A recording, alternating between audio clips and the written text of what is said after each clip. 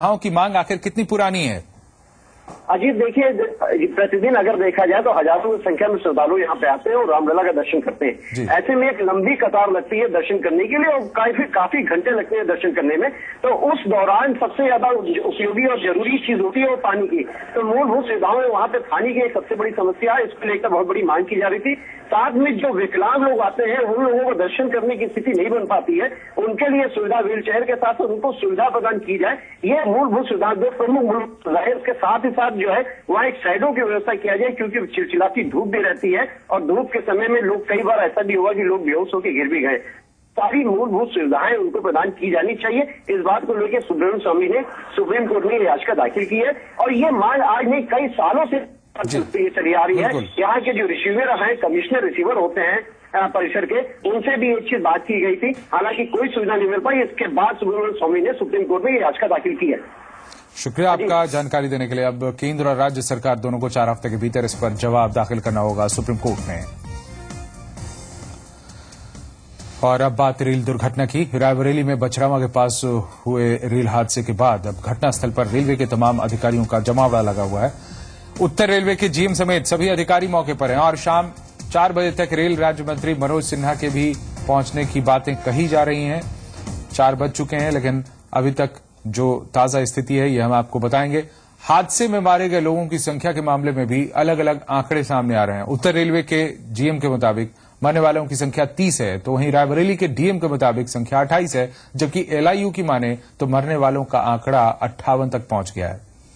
राहत और बचाव कार्य यहां फिलहाल जारी है। बछरावा के प्राथमिक स्वास्थ्य केंद्र में घायलों का प्राथमिक उपचार किया जा रहा है और उसके बाद उन्हें रेफर किया जा रहा है। वहीं घायलों और मृतकों के परिजनों के पहुंचने का भी सिलसिला लगातार जारी है। विवेक श्रीवास्तव हमारे संवाददाता हमारे साथ हैं। विवेक, क्या ये माना जाए कि इस हादसे में जितने लोग प्रभावित हुए थे उन्हें राहत पहुंचा दी गई है? जितने भी शव रहे होंगे उन सबको निकाल लिया गया है, घायलों को बाहर निकाल लिया गया है, या अभी भी काम बाकी है?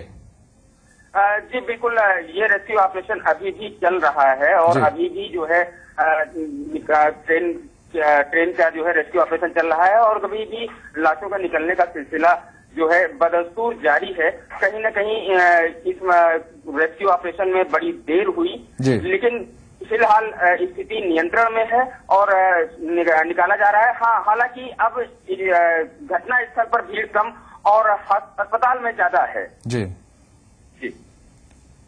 और वहां पर बताया जा रहा है कि तमाम अधिकारी पहुंचे हुए हैं। आधिकारिक तौर पर मरने वालों की संख्या या घायलों की संख्या, ये सब क्या बताया जा रहा है और वहां क्या कोऑर्डिनेशन सही से हो पा रहा है जो पहुंच रहे हैं परिजन प्रभावित लोगों के? जी बिल्कुल, घटना स्थल पर तो कोऑर्डिनेशन ठीक से नहीं हो पा रहा है, क्योंकि इतनी अफरा तफरी का माहौल है। अस्पताल में भी इतनी ज्यादा भीड़ है कि एक दूसरे से लोग पूछताछ कर रहे हैं, लेकिन फिर भी कोऑर्डिनेशन ठीक से नहीं हो पा रहा है, क्योंकि अफरा तफरी का माहौल है, जिसकी वजह से ना तो परिजन कुछ ठीक से बोल पा रहे हैं और ना ही कोई कुछ बोलने की स्थिति में है। रही बात अधिकारियों की, तो अधिकारी भी अभी आधिकारिक तौर पर मरने वालों की पुष्टि नहीं कर रहे हैं, क्योंकि जब तक रेस्क्यू ऑपरेशन खत्म नहीं होगा तब तक मरने एग्जैक्ट संख्या जो है वो। जी, शुक्रिया आपका जानकारी देने के लिए विवेक।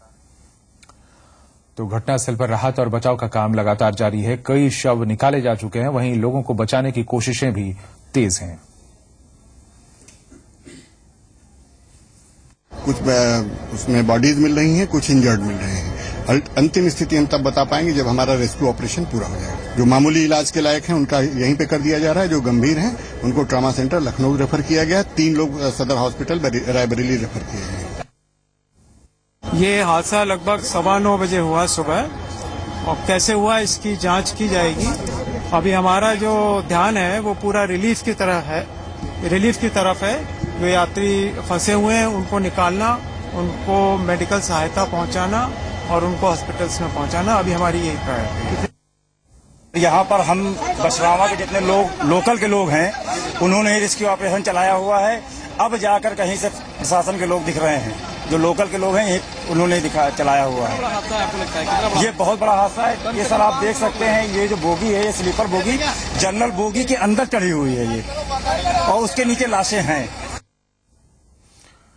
खबरों में आगे बढ़ें तो यूपी में इस साल 30 लाख मीट्रिक टन गेहूं खरीद का लक्ष्य रखा गया है। मुख्यमंत्री अखिलेश यादव की अध्यक्षता में गेहूं खरीद को लेकर हुई समीक्षा बैठक में यह फैसला किया गया। इसके साथ ही अब किसानों को क्रय केंद्र पर फसल की ढुलाई और सफाई का कोई खर्च नहीं देना होगा। सरकार ने किसानों की आकस्मिक मौत पर 5 लाख रुपए देने का फैसला किया है, जबकि किसान बीमा के तहत भी 5 लाख रुपए दिए जाएंगे। समीक्षा बैठक में सरकार ने किसानों के लिए टोल फ्री नंबर 1800-1800-150 भी जारी किया है। बैठक में मौजूद वरिष्ठ मंत्री शिवपाल यादव से बात की हमारे संवाददाता अवनीश विद्यार्थी ने। केंद्र सरकार और राज्य सरकार के बीच तकरार एक बार फिर बढ़ गई है। 14वें वित्त आयोग की सिफारिशों में जिस तरीके से उत्तर प्रदेश के साथ एक तरीके से उसकी अनदेखी की गई है, क्या आपको लगता है सिफारिशों में मध्य प्रदेश, गुजरात जैसे छोटे राज्यों की जिनकी आबादी भी कम है, उनको ज्यादा महत्व, ज्यादा पैसा दिया गया है? हमने समय से पूरा केंद्र सरकार के लिए भेज दिया था और वहाँ की टीम ने यहाँ पर आकर के निरीक्षण भी कर लिया था, लेकिन अभी तक कोई पैसा नहीं मिला है। न तो बाढ़ का मिला है, न ओलावृष्टि का मिला है, और इतनी सर्दी पड़ी थी यहाँ पर, उस समय भी अतिवृष्टि हुई थी, लेकिन केंद्र सरकार का अभी तक पैसा नहीं मिला उत्तर प्रदेश में। और हमने कई पत्र मुख्यमंत्री जी ने भी लिखे, लेकिन उत्तर प्रदेश की तो अपेक्षा हो ही रही है। केवल अभी तक पैसा मिलता था केंद्र सरकार से 1.5 लाख रुपया, उसकी जगह मैंने वहां पर कर दिया है 1.5 लाख तो भारत सरकार देगी और 3.5 लाख प्रदेश सरकार दे देगी। इसी तरीके से केंद्र सरकार जहां पर भी अभी ओलावृष्टि या जो किसानों का दैवीय आपदा में नुकसान हुआ है, तो वहां पर अगर 4,500 रुपए देती थी भारत सरकार, तो मैंने उसका दूना कर दिया है। भारत सरकार 4.5 देगी तो हम देंगे, हम उसमें मिला के 4.5 और दे देंगे।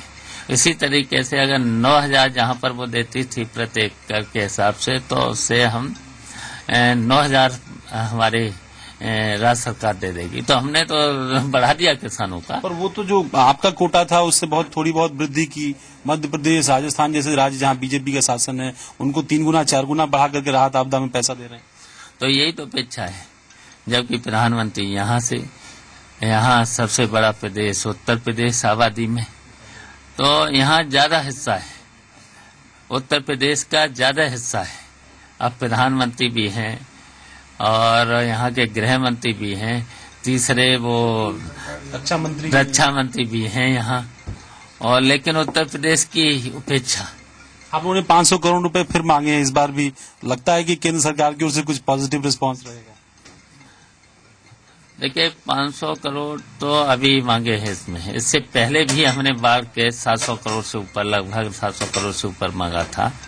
पिछले साल भी मांगा था, लेकिन अभी तक तो मिला नहीं।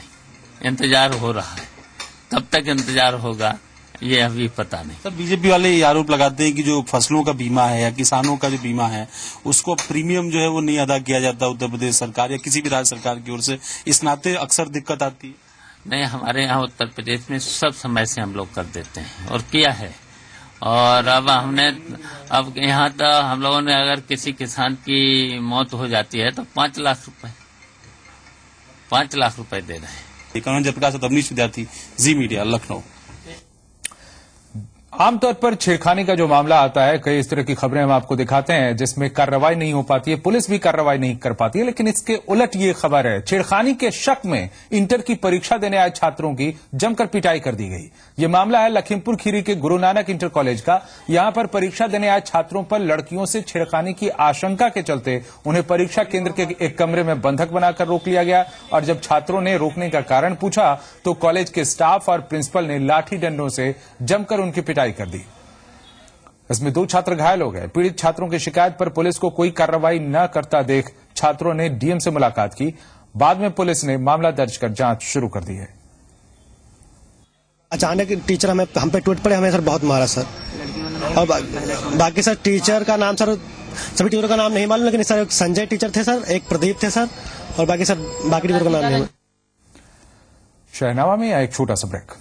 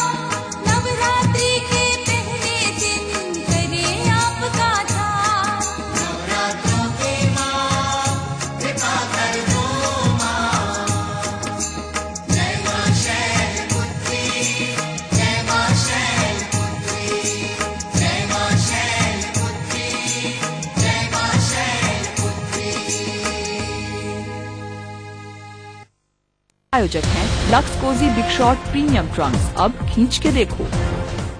मुझे एयरलाइन में करियर बनाने की ख्वाहिश थी, पर मेरे दुबले शरीर के कारण रिजेक्शन होते रहा। न्यूट्रीगेन के इस्तेमाल से I am working with an international airline. Fit शरीर पाने के लिए Ayurved Nutrigain. Vishnu Bhagwan public school and college affiliated to CBSE board with a special transport and hostel facility available. Jhalwa, Allahabad. Admissions open.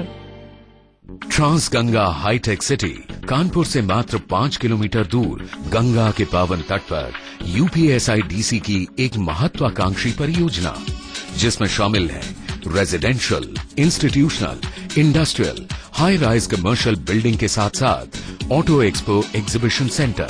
मैं इस मौके पर ये भरोसा दिला सकता हूँ, जो काम शुरू हुआ है ये रुकेगा नहीं। कानपुर से सटी हुई लगभग 1100 एकड़ की यह परियोजना पूर्णतः प्रदूषण रहित, इको फ्रेंडली एवं जीरो डिस्चार्ज सिटी होगी। We will sit across the table, find out what you need, and we will come out with a special facilitation package for you. Uttar Pradesh सरकार के सहयोग से बनने वाली ट्रांस गंगा हाईटेक सिटी में लगभग 100 से 150 मीटर की हाई राइज बिल्डिंग शामिल है।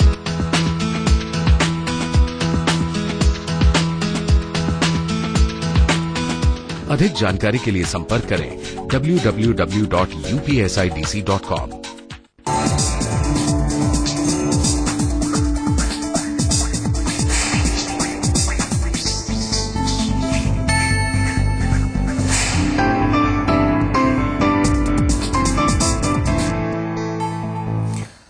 आप देख रहे हैं शहनामा और अब खबर है शाहजहांपुर की। शाहजहांपुर में युवक को हत्या के आरोप में फर्जी फंसाए जाने के मामले में लोगों ने GRP थाने का घेराव किया। परिवार वालों का यह कहना है कि उनके बेटे को बदले की भावना से झूठा आरोप लगाकर फंसाया जा रहा है।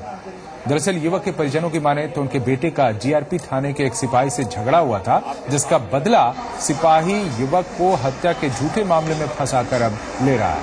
परिवार वालों का यह भी कहना है कि उनका बेटा मानसिक रूप से बीमार है। वहीं पुलिस का कहना है कि उनके पास आरोपी के खिलाफ सबूत हैं, साथ ही हत्या के लिए इस्तेमाल किया तमंचा और कारतूस भी बरामद हुआ है। फिलहाल हंगामे के बावजूद युवक को हत्या के मामले में गिरफ्तार कर जेल भेज दिया गया है। हमारे एक बेटे को इन्होंने फंसाया, उसने मारपीट की सिपाही से। ये पुलिस के उस बेटे की बुराई थी, उस बुराई के बदले में ये मर्डर केस में रख रहे हैं। और हमारे जो बेटे हैं न्याय शरीफ हैं और हमें इनसे खतरा है। ये हमारे बेटों को फंसा सकते हैं, मरवा सकते हैं, कहीं किसी हद तक गिर सकते हैं, हमें इनसे खतरा है।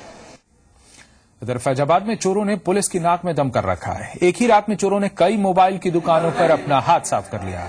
चोरी की यह वारदात SP ऑफिस से चंद कदमों की दूरी पर हुई। ये बताया जा रहा है कि चोरों ने 6 दुकानों से तकरीबन 1 करोड़ से ज्यादा का माल उड़ाया है। हालांकि एक दुकान में चोर अपने मंसूबे में कामयाब नहीं हो पाए, क्योंकि दुकान में लगे सुरक्षा उपकरणों की वजह से उसके मालिक के पास अलर्ट मैसेज चला गया और वो कार से तत्काल दुकान पर पहुंच गया। आप देख रहे हैं टीवी स्क्रीन पर किस तरह से पर्दे की आड़ में यहां चोरी की जा रही है, शटर तोड़ा जा रहा है। लेकिन ये काम करते करते ही एकाएक में दुकान का मालिक वहां अपनी कार से आ धमका और जैसे ही ये कार यहां पहुंची, ये सभी चोर यहां से जैसे तैसे भाग निकले। आप देख रहे हैं तस्वीरें दुकान पर लगे CCTV कैमरे की हैं, जिसमें आप देख सकते हैं कि चोर कैसे दुकान का शटर काट रहे हैं और जैसे ही दुकान का मालिक कार से दुकान पर पहुंचा, ये सभी भाग खड़े हुए। फिलहाल व्यापारी चोरी की घटनाएं न रोक पाने के लिए पुलिस को जिम्मेदार ठहरा रहे हैं। वहीं पुलिस अब सीसीटीवी की मदद से चोरों की तलाश में जुटी हुई है। अभी ये चोर यहां शटर काट रहे हैं पर्दे की आड़ में, और तभी यहां पर इस दुकान के मालिक की कार आ पहुंचती है, और कार जैसे ही यहां आती है सभी चोर भाग खड़े होते हैं।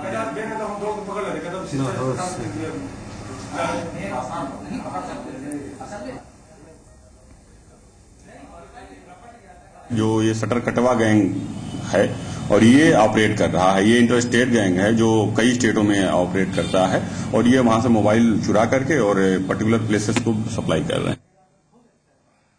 लेकिन इस दरमियान अभी आपको कोई पुलिस नहीं पहुंची थी। उन लोगों की फुटेज में हमने देखा 20 मिनट से ले 4:20 से वो उनकी फुटेज है, और 4:45 तक वो लोग हरकत में थे। गोरखपुर में पुलिस भर्ती परिणाम से नाराज अभ्यर्थियों ने जमकर हंगामा किया। नाराज अभ्यर्थियों ने डीएम ऑफिस के सामने जोरदार प्रदर्शन किया। इस दौरान छात्रों ने यूपी सरकार के खिलाफ नारेबाजी भी की। नाराज अभ्यर्थियों का ये आरोप है कि पुलिस भर्ती परीक्षा परिणाम में धांधली हुई है। दरअसल पिछले साल दिसंबर में यूपी पुलिस की भर्ती परीक्षा हुई थी, जिसका परिणाम 19 मार्च को आया है। छात्रों ने इस दौरान राज्यपाल को संबोधित करते हुए एक ज्ञापन भी सौंपा। इकट्ठा हुआ है यहाँ पे। हाँ, यहाँ पे पुलिस भर्ती में पूरी धांधली हुई है। शुरू से दौड़ जब से चालू हुई दौड़ हुआ, उसके बाद से कभी भी किसी भी बच्चे का कोई भी नंबर नहीं दिखाया गया। उसके बाद जब इसका नंबर आया साइट पे, तब उसका किसी का मतलब उसमें भी दौड़ का नंबर नहीं जोड़ा गया कि हाँ इस बच्चे को मालूम चले कि इसको इतना नंबर भी मिला है। गोरखपुर के पिपराइच थाना क्षेत्र के तेलुआबाद गांव में आपसी रंजिश के चलते बेजुबानों को अपनी जान गंवानी पड़ी। गांव के एक पोखरे में मछली को पालने और पकड़ने के वर्चस्व में 2 लोगों ने पोखरे में जहर डाल दिया। इस वजह से उसमें पल रही करीब 10 क्विंटल मछलियां मर गईं। पोखरे में मचलती मछलियों को देख कुछ गांव वालों ने इसकी सूचना पुलिस को दी। सूचना मिलते ही थाने की फोर्स मौके पर पहुंची और मामले को काबू में करने का प्रयास किया गया। गांव वालों का कहना है कि जल्द ही अगर मछलियों को यहां से नहीं हटाया गया तो तरह तरह की बीमारियां यहां फैल सकती हैं। फिलहाल इस मामले में 4 लोगों को गिरफ्तार किया गया है और सिटी मजिस्ट्रेट का यह कहना है कि बाकी की जांच करवाकर दोषी के खिलाफ कार्रवाई की जाएगी। इसकी जानकारी हमारे पास तो नहीं है, जानकारी आएगी तो उसमें भी जांच कराई जाएगी। अच्छा भेजे भी हैं। अच्छा, तो क्या दोषी के खिलाफ कार्रवाई की जाएगी? बिल्कुल बिल्कुल बिल्कुल जांच में आएगा, दोषी के खिलाफ कार्रवाई की जाएगी। यहाँ पर देख रहा हूँ मछलियाँ तड़तड़ के मर रही हैं। यहाँ पर कोई जहर डाल दिया है, और दुश्मनी लेना है तो इंसान से लेना चाहिए। बेजुबान मछलियों से दुश्मनी निकाला गया, इससे बीमारी फैलने की आशंका है। कुछ लोगों से था दिक्कत, ये लोग जहर डाल दिए, और दुश्मनी लेना था तो दुश्मनी हमसे लिए होते। बेजुबान पक्षियों से लेने का कोई मतलब है नहीं। भारी मात्रा में गांव के लोगों के लिए भी नुकसान होगा, बगदू करना चालू कर देगा ये।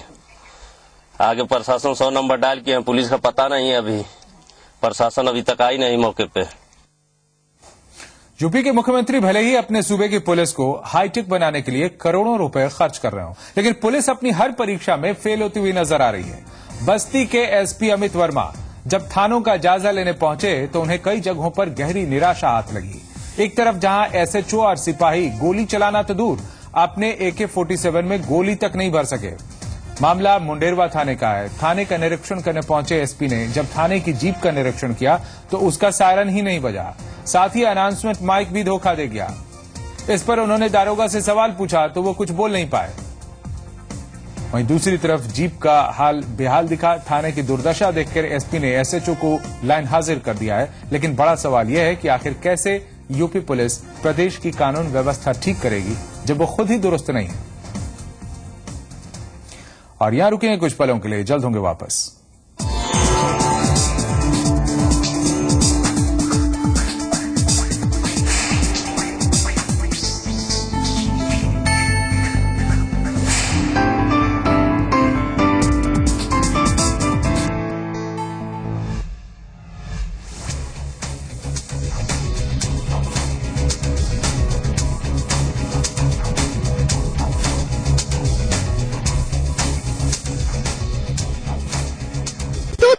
150 ग्राम मोहिनी एवरग्रीन चाय और जीतो सोने व चांदी के खूबसूरत लॉकेट। 50-50 कोस्तूर जब कोई रिश्वत लेता है तो सब कहते हैं मतलब, वरना गब्बर आ जाएगा। एक स्मार्टफोन पाने के लिए ना तो ज्यादा घिसने की जरूरत है, ना ही रगड़ने की। जरूरत है सिर्फ एक स्प्राइट की। स्प्राइट पियो, लेबल के पीछे लिखे यूनिक कोड को एसएमएस करो और पाओ मौका हर घंटे एक स्मार्टफोन जीतने का। स्प्राइट क्लियर है। सुनो, मैं ये ले लूं? हाँ, अच्छा ये वाली मेरी है। हर बार सिर्फ हूँ। अरे भाई, गार्ड से सुरक्षित शेव कीजिए और जो मर्जी बोलिए। जच रही हो। और आप भी। जिलेट गार्ड, एक ब्लेड चले 7 शेव तक। अरे सुनो भाई, काम एकदम परफेक्ट होना चाहिए। माय नेम केशव कुट्टी, करूं पेंट से पहले पुट्टी, पकड़ी की कर दे छुट्टी, only Birla white wall care putty, painting से पहले only Birla white wall care putty, extra HP polymer करे सालों साल, पपड़ी की छुट्टी, काम परफेक्ट करना हमारा ड्यूटी। काम परफेक्ट होगा जब पेंट से पहले होगी Birla white wall care putty.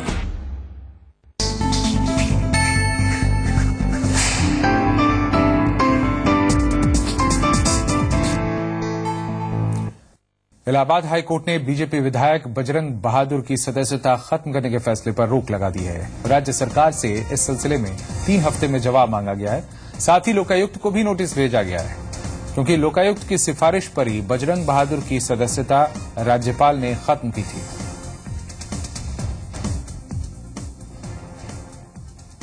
Election commission के रिपोर्ट पर लोकायुक्त महोदय ने डिस्क्वालीफाई कर दिया था बजरंग बहादुर जी को। उसको उन्होंने चैलेंज किया था और डिस्क्वालिफिकेशन ऑर्डर के बाद इलेक्शन कमीशन ने एक नोटिफिकेशन जारी किया जो वहां पे बाईपोल कराने के लिए। बाद में उस नोटिफिकेशन को भी चैलेंज किया गया। आज ऑनरेबल हाई कोर्ट ने उस नोटिफिकेशन को स्टे किया है और नेक्स्ट डे हमें काउंटर लगाने के लिए इलेक्शन कमीशन को और डिटेल काउंटर लगाए और उसके बाद अप्रैल 3 वीक के बाद उन्होंने डेट फिक्स की है, जिसमें उसके बाद कोई ऑर्डर पास किया। आजमगढ़ के पुजारीगंज में हुए एक सड़क हादसे में 2 छात्रों की मौत हो गई। इस हादसे से नाराज लोगों ने जमकर हंगामा किया और आजमगढ़ लखनऊ मार्ग को जाम कर दिया। हादसा उस वक्त हुआ जब स्नातक की परीक्षा देने जा रहे बाइक सवार 2 छात्रों को तेज रफ्तार पिकअप ने टक्कर मार दी, जिससे दोनों की मौके पर ही मौत हो गई। नाराज लोगों ने पिकअप वैन को भी आग के हवाले कर दिया। ये बताया जा रहा है कि पिकअप वैन पर तस्करी के लिए पशुओं को ले जाया जा रहा था। इस हादसे में कई पशुओं की भी मौत हो गई।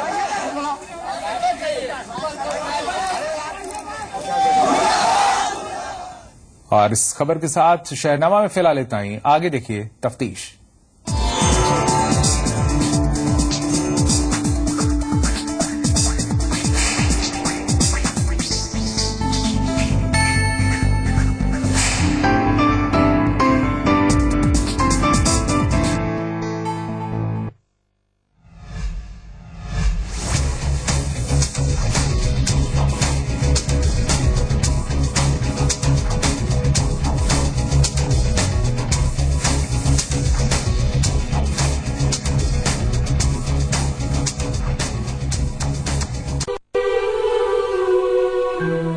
खबरें जो है सबसे अलग, सबसे जुदा, जिनमें है एडवेंचर का तूफान, अनोखी और बेमिसाल रिश्ते, उत्साह और उल्लास के रंग। देखिए, ये भी खबर है दोपहर 2:30 बजे, शाम 6:30 बजे और रात 9:30 बजे, सिर्फ जी संगम पर।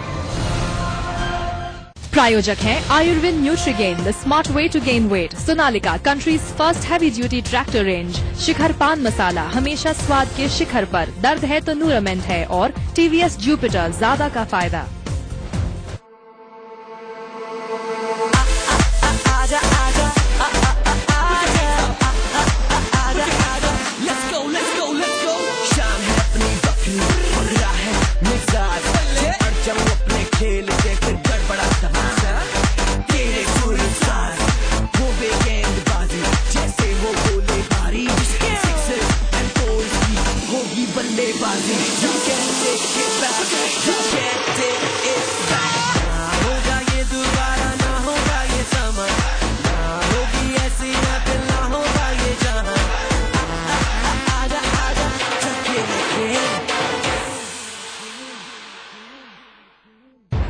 शोधकर्ता गॉर्स your own world, powered by Sony Bravia, प्रायोजक गोडैडी और कारदेखो.com। सुनो नहीं देखो।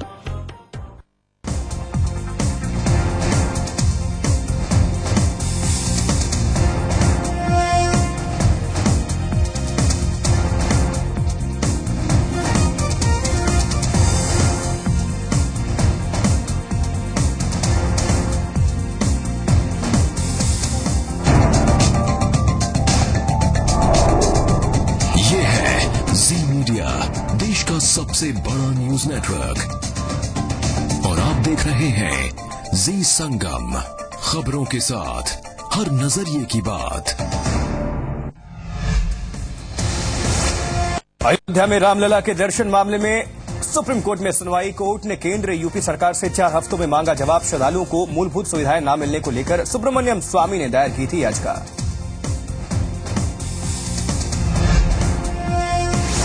रायबरेली ट्रेन हादसे में मृतकों का आंकड़ा 30 पहुंचा। मृतकों के परिजनों को 2 लाख और घायलों को 50,000 के मुआवजे का ऐलान। राहत बचाव कार्य अभी भी जारी।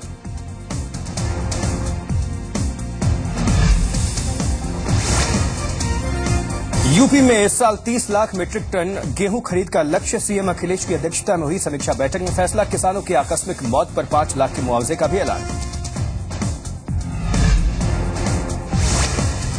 आजमगढ़ में सड़क हादसे में 2 छात्रों की मौत के बाद बवाल। गुस्साए लोगों ने आजमगढ़ लखनऊ मार्ग पर लगाया जाम। पिकअप वैन में लगाई आग, इलाके में तनाव। मैनपुरी में जिला आबकारी अधिकारी को जान से मारने की धमकी। रिंकू यादव नाम के शराब माफिया पर लगा आरोप। पुलिस ने किया मामला दर्ज।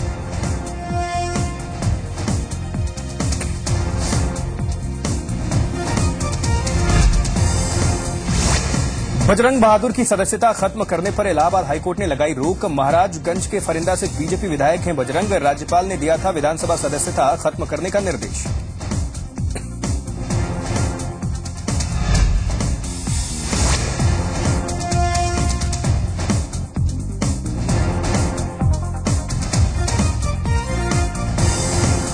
यूपी में तहस नहस हुई फसलों का नुकसान झेल रहे किसान कर रहे हैं आत्महत्या। ललितपुर में 2 किसानों ने की खुदकुशी। घटना के बाद से पूरे गांव में मातम।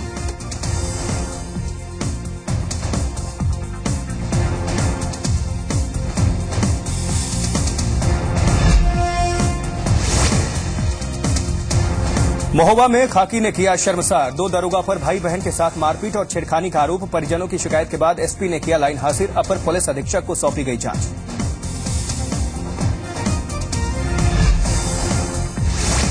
फैजाबाद में चोरों ने पुलिस की नाक में किया दम। एक रात में ही 6 दुकानों से उड़ाया 1 करोड़ का सामान। सीसीटीवी में कैद हुई चोरी की वारदात।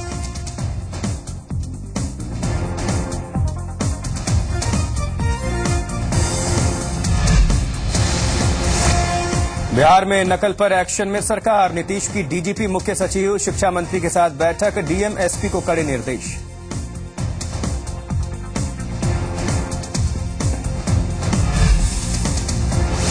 नवरात्र को लेकर विंध्याचल धाम में तैयारियां जोरों पर। श्रद्धालुओं के लिए मंदिर प्रशासन ने किए खास इंतजाम। सुरक्षा व्यवस्था चाक चौबंद। सीसीटीवी की मदद से रखी जाएगी नजर।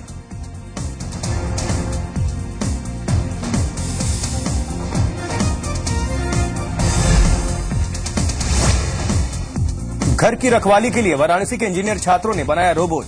घर वालों की गैर मौजूदगी में करेगा घर की सुरक्षा। रोबोट बनाने में महज 3,500 रुपए का खर्च।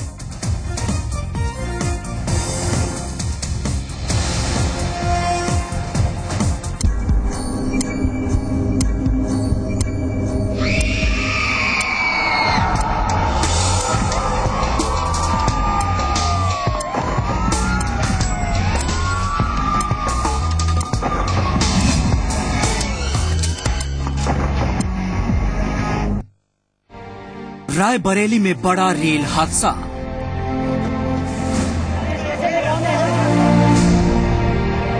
ब्रेक फेल होने से हुआ हादसा।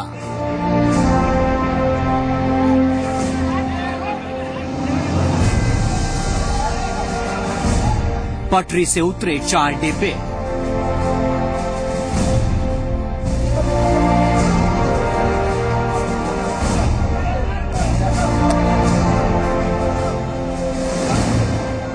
हादसे में कई लोगों की मौत।